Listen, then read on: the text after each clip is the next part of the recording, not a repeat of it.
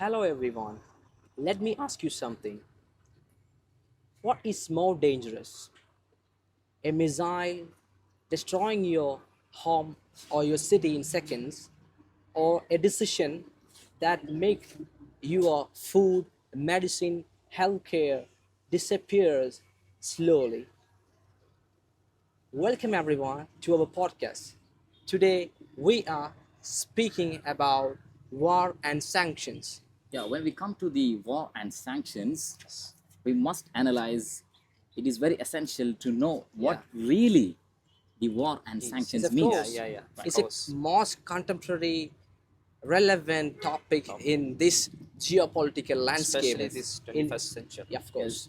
Yeah, so the war refers to the direct attack by bombing, by missiles and destruction and collapse and all those things, by directly attacking a particular country or place. Yeah, Yeah. of course. Yeah, but when we come to the sanctions, in a basic level, we understand it is purely based on the economy, like freezing the money and cutting all the trade routes, Freezing trade the assets. deals, yeah, and Regulations in import and yeah. export. So one is based on the visible attack, violence, and other is based on the invisible Invisible pressure. pressures. Yes.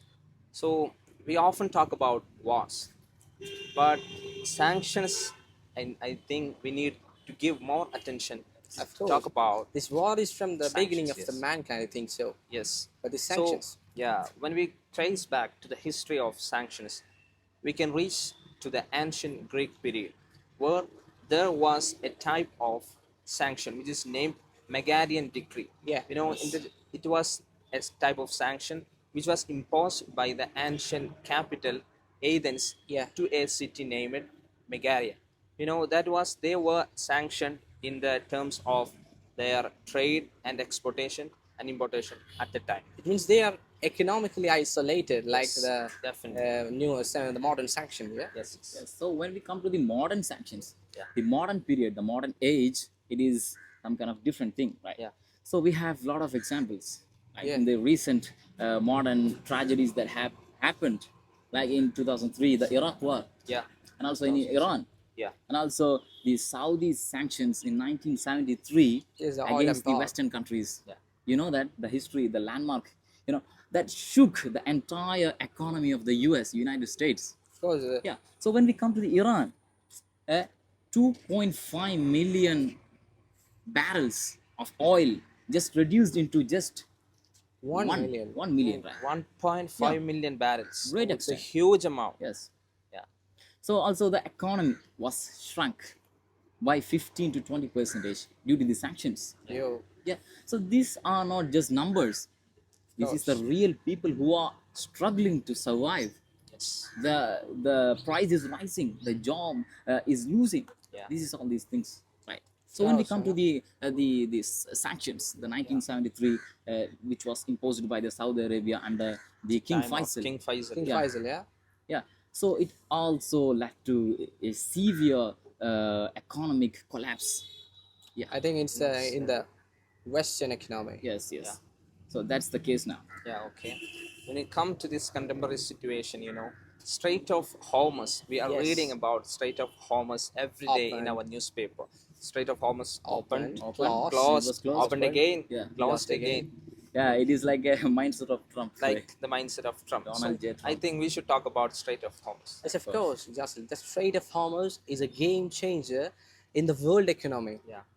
The 20% of the oil export, oil is going through Strait of Hormuz Yeah. to the from the global economy. Yes. And the destruction of the Strait of Hormuz Yeah. led to the decrease of 11% of the global oil demand. Yes. Yes. And who is actually suffering? I want to ask you that. That Who is the actually question. Who suffering? is suffering? Is Good it question. is it Benjamin Netanyahu? No. Never. Is Not it Donald Trump. Is it Donald Trump? Never, no. never. It's always civilians. Yeah, the ordinary civilians, people. the ordinary people like us. The fuel prices hikes, the LPG prices hikes, and Even even due to in this, our cities, even like in due the to this, Kerala. the food prices are skyrocketing. Yes. That's why even he said in our Kerala, Even the parota's price had Yeah, hiked because from of the Strait of 10 to Hormuz 15. closed it there, 10 to 15, 5 rupees Yes. because of the LPG rise. Yeah. The huge We have to think. influence. I'm not here putting the parota thing here, but I want to say that even the parota is affecting from this one sanction, one closing of Strait of Hormuz. Yes. So when we talk or discuss about this situation, we should think about the other phase of the topic. Like what are the effect or consequences of the imposing country, the country which is Especially the imposing United States. sanction. Yes. Now the major power and the player who is ruling the sanction is, as we mentioned, United United States. States.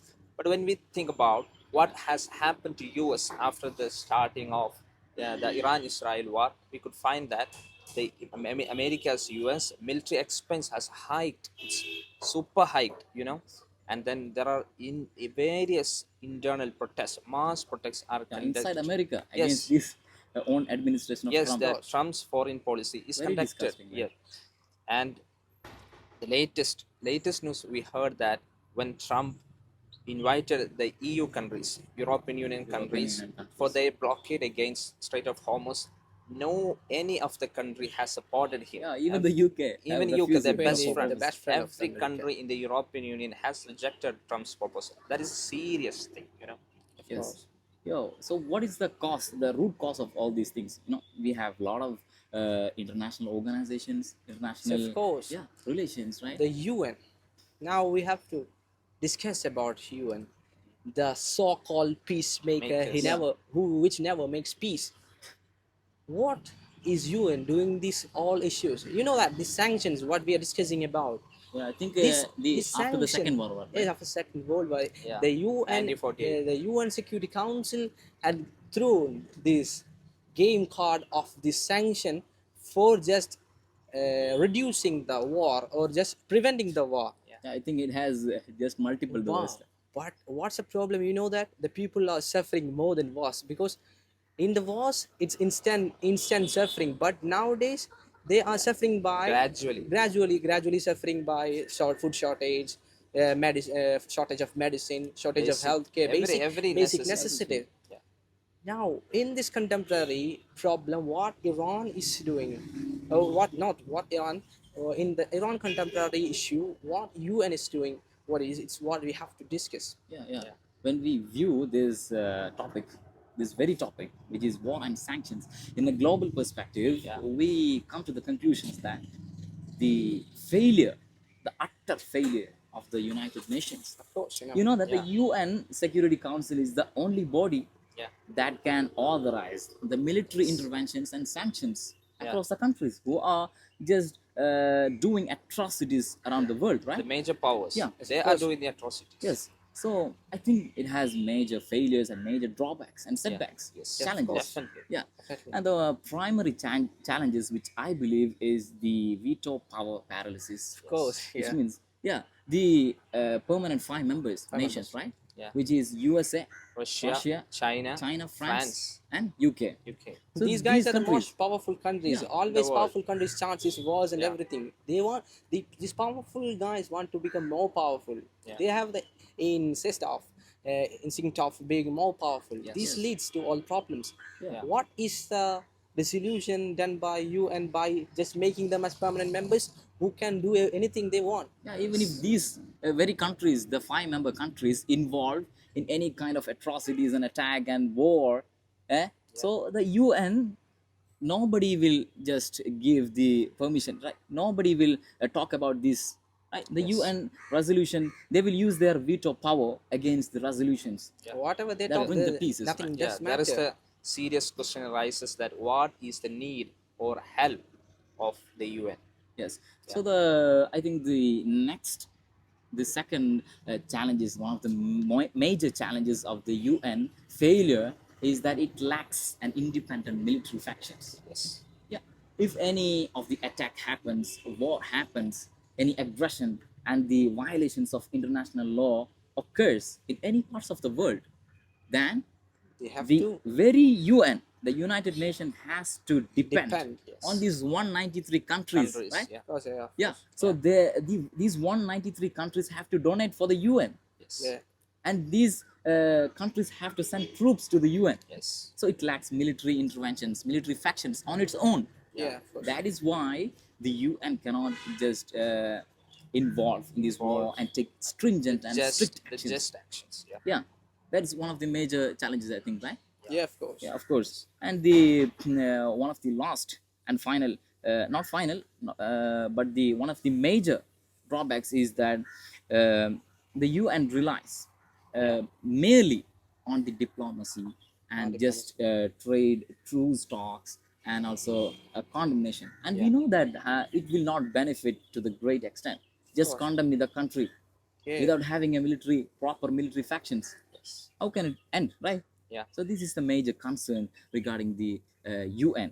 So the failure of UN is the main root cause of all these the atrocities that we are witnessing these days, right? Yeah, of course. In short, whether war or Yes. sanctions, there should be a just and peaceful existence which every human can live with peace, fraternity, and Dignity. humanity.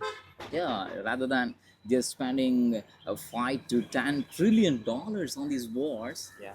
Why can't these government and regimes just course. spend on the Education, healthcare, medicine, Even and their civilians are suffering because Suffering, right? of this. yeah. So I think this is the only solution. Just change our mindset into the ethical mindset, and just spend all the monies and funds for the upliftment, Yes. for the Not for betterment the- of the society, Not for the bloodshed. Yes. Not for killing. Yeah. Not for not for some starving. particular country, Other- but yes, yes. to the entire country in the world. Let's hope the better days will come. Inshallah. Assalamu alaikum. Thank you.